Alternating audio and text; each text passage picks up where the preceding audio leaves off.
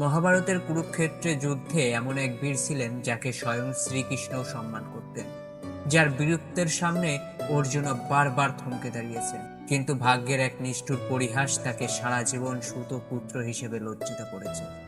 তিনি আর কেউ নন, সূর্যপুত্র কর্ণ। আজ আমরা জানব সেই মহাবীরের গল্প, যিনি হার মানেননি মৃত্যুর আগ পর্যন্ত।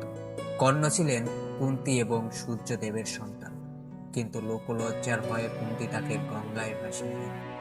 এক সারথি তাকে খুঁজে পায় এবং বড় করে তোলে। রাজপুত্রের রক্ত শরীরে থাকলেও পরিচয় পেলেন তিনি সূতপুত্র হিসেবে।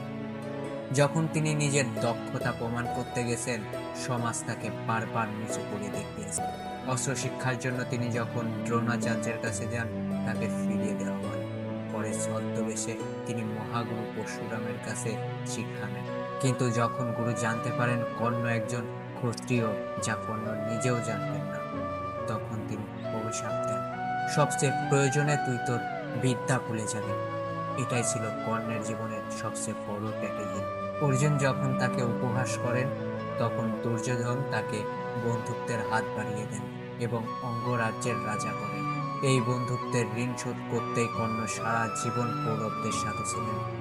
কর্ণ এতটাই দানবীর ছিল যে দেবরাজ ইন্দ্র ভিক্ষুক সেজে তার কবচ কুঞ্জল চাইলে তিনি এক মুহূর্ত না ভেবে তা নিজের শরীর থেকে কেটে দান করে দেন।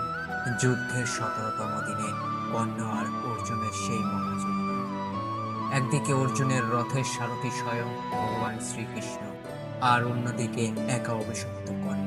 পরশুরামের অভিশাপে তিনি ব্রহ্মাস্ত্রের মন্ত্র ভুলে গেলেন। মাটির অভিশাপে রথের চাকা বসে গেল। বিধ্বস্ত অবস্থায় যখন তিনি রথের চাকা তুলছেন, তখনই অর্জুনের তীর তার প্রাণ কেড়ে নেয়। কিন্তু মৃত্যুর আগে শ্রীকৃষ্ণ তাকে বলেন, কর্ণ, তোমার মতো ত্যাগী আর বীর পৃথিবীতে দ্বিতীয় কেউ জন্মায়নি। কর্ণ কি আসলেই ভিলেন ছিলেন, নাকি তিনি ছিলেন পরিস্থিতির শিকার একজন মহানায়ক? আপনার কি মনে হয়? কমেন্টে জানান।